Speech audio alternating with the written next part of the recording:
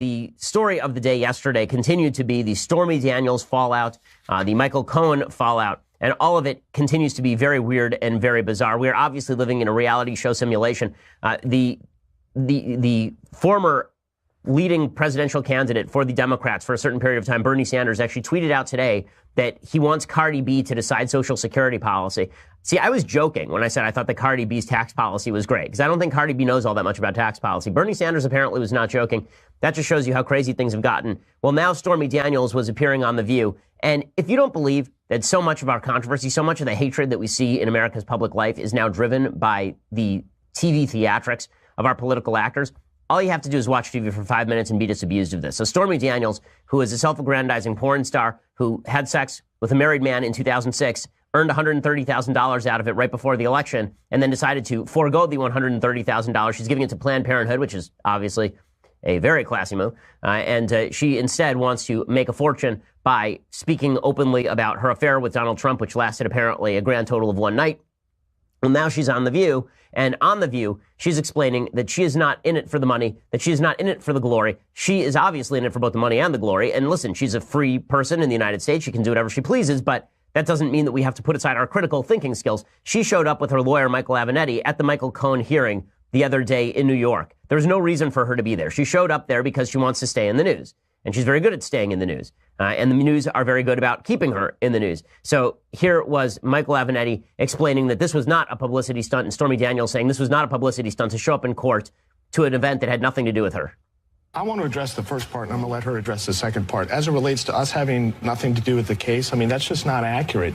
On Friday, Judge Wood, who I know, granted me access to that case, stated that she would hear from me as to any issue that I wanted to speak about, recognizing that we did have standing in connection with that case because some of these documents that were seized relate to her. And in fact, the warrants stemmed in significant part from what happened to my client. So we had every right to be there, and Judge Wood, the sitting federal judge, would not have granted me access to address the court if we had no business being there. But I'm going to let Stormy speak to this issue of making money from the tour, et cetera. Go ahead. Yeah.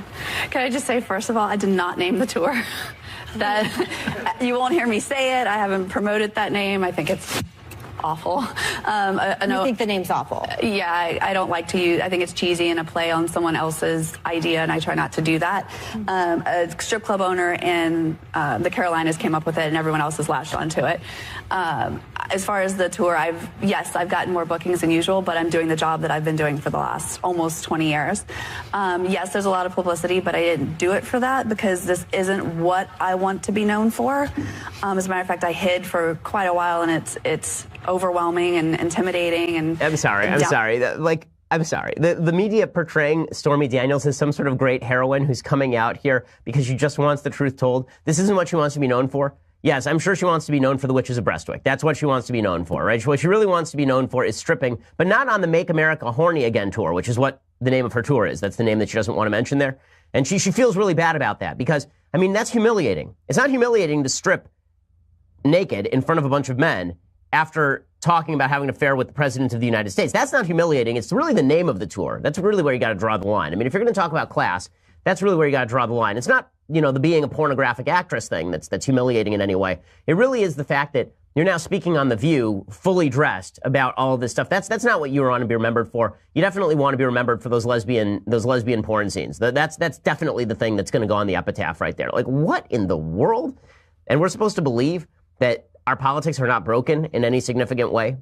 Speaking of the craziness of Stormy Daniels on The View, everybody's favorite portion of television, of course, yesterday was the reality TV show reveal of the likeness of the person who allegedly threatened Stormy Daniels. So I do love that Stormy Daniels says in this interview she tried to stay silent about this for a long time. Well, no, actually she tried to sell the story to In Touch magazine, and then she tried to sell the story to National Enquirer, and then she sold the story to Trump, and now she's selling the story to the media. So that's not good at being quiet about things, just last I checked. But she says in 2011, after In Touch Weekly was going to print a story about her having a one-night affair with Trump, and she was going to get like 15 grand for all of that, then some weird guy came up to her in the parking lot of some grocery store with her daughter and said to her something about how nice baby you got there. It'd be a shame if something happened to her mother, which is just something from a bad dime novel.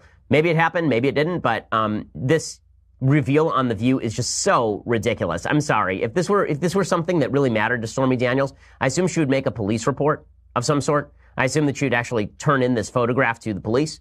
Right? I assume that she would take it a little more seriously than to go on The View, right, to reveal it. Now, listen, I'm not ripping on The View. I desperately want to appear on The View. But that said, this does not exactly pass the smell test in terms of non-publicity seeking behavior from Stormy Daniels.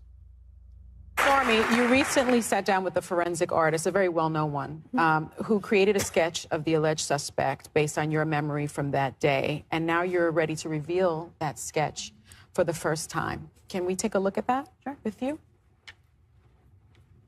Oh. There you go.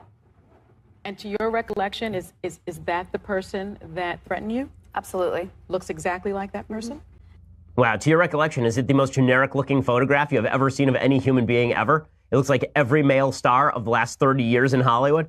Wow, thanks, Stormy, for that. You've really cleared it up. I'm sure that all the information will certainly be forthcoming, although I have my own suspicions that it was Tom Brady fresh off Deflategate. He had to do something to get his name out of the headlines, and so he decided to go and threaten Stormy Daniels in 2011. Wearing the boy band haircut. Just really strong stuff from Stormy Daniels there. And the media taking all this stuff seriously is truly incredible. But of course, that's not the only stuff they're taking very, very seriously. They are also taking very seriously and continuing to do so all of the information about Michael Cohen. So Michael Cohen, of course, is President Trump's lawyer. And Michael Cohen was dragged into court he dragged the FBI into court because he is suing for access to all the materials that they seized from his offices. There's a lot of speculation about what exactly is in those materials, what exactly Michael Cohen has to worry about. But the two big headlines to come out of this are that Michael Cohen is in serious legal jeopardy, which could be trouble for Trump. And two, that one of Michael Cohen's clients was, of course, the talk show host on Fox News, Sean Hannity, right, with whom I'm friendly. So Michael Avenatti, who is the lawyer for Stormy Daniels, again on The View, he says that he has no fear that Michael Cohen will eventually flip on Trump and Trump will be taken down by the great and brave Stormy Daniels. Here he is actually on MSNBC, Avenatti, talking. I mean, the guy just must live at these TV studios as often as he's appearing on TV. You think Michael Cohen's wife is going to advise him to take a 20-year bullet for the president? What about his children? Daughter. What about his children? I mean, listen, Donnie Deutsch knows Michael Cohen, and we know other people that know Michael Cohen. He loves his kids. He loves his family.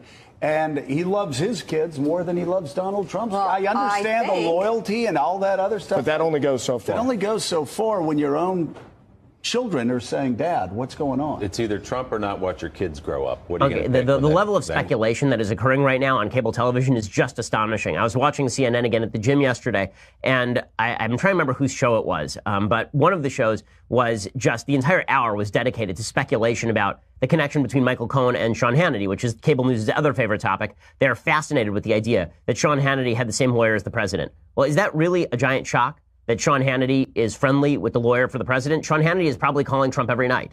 In fact, I have pretty good information that he does talk to President Trump on a very frequent basis. The Washington Post reported the same thing today. That's not any sort of surprise, and he's known Michael Cohen for years. The only weird legal issue here is that Sean has alternatively claimed that Cohen was his lawyer and that Cohen was not his lawyer. For purposes of confidentiality and privilege, that does make some difference, but the newsers that are going crazy over this, the CNNs and MSNBCs that are going totally nuts over this, I'm just wondering what's so crazy about Hannity having the same lawyer as Trump. Like, I assume that Hillary Clinton's lawyers represent a lot of members of the media because she probably is represented by mainstream law firms. Is that the end of the world? Right? Half the people in the media worked in the Clinton administration. Is that supposed to be some sort of great shock to anyone? Like, for example, you're seeing Chuck Todd over at NBC and MSNBC saying that he is stunned by Fox News' coverage of the fact that Sean Hannity was using Michael Cohen as his lawyer and covering the Michael Cohen's fallout at the same time. I am stunned that Fox had no punitive response. Not a Sean Hannity must disclose every night. Not a he can't cover this story. Not a he's been suspended for a week. Nothing. Not a single thing. They are saying this is okay for anybody that works at Fox News. Okay, literally George Stephanopoulos, the chief of staff for Hillary Clinton, who wrote in his memoirs about crying with Hillary Clinton after President Clinton won in 1992, interviewed Hillary Clinton multiple times during the last campaign, and ABC News made no disclosure about that at the top of any of the shows, and he covered it as an objective journalist. How has he magically changed into an objective journalist? The answer is he wasn't. It's just that the media don't care when it's a lefty who has close associations with members of the Democratic Party. They care very deeply when a member of the media has close relationships with top members of the Republican Party, right? Brian Stelter said some of the same stuff on CNN. He said, if Rachel Maddow had been getting legal advice from Hillary's attorney, Sean Hannity would go crazy. Let's imagine in a parallel universe where Hillary Clinton's president, Rachel Maddow, was discovered to have been getting secret legal advice from a Clinton lawyer. Never mind the idea that Clinton lawyer would have been raided and would have been under investigation.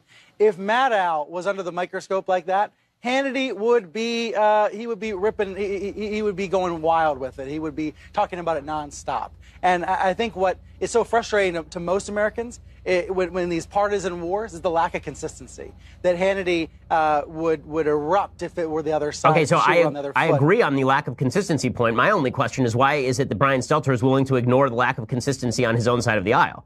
I like Brian, but I'm just wondering, why is it that all these people on the left side of the aisle are willing to completely overlook the fact that half of the media are staffed by people who I'm sure share lawyers with Hillary Clinton and were probably interviewing her at the same time? They don't seem to care about any of that, right? I mean, the head of CBS News was the brother of Ben Rhodes, who's the national security advisor under President Obama. You know, whether or not that makes a difference in news coverage is questionable, but it is something that ought to be displayed on a regular basis, these close relationships that are happening in the media all the time. I'm just amazed that the media suddenly latch on to all of this, except they're not really amazed. They don't like Sean Hannity very much, and obviously they don't like President Trump very much.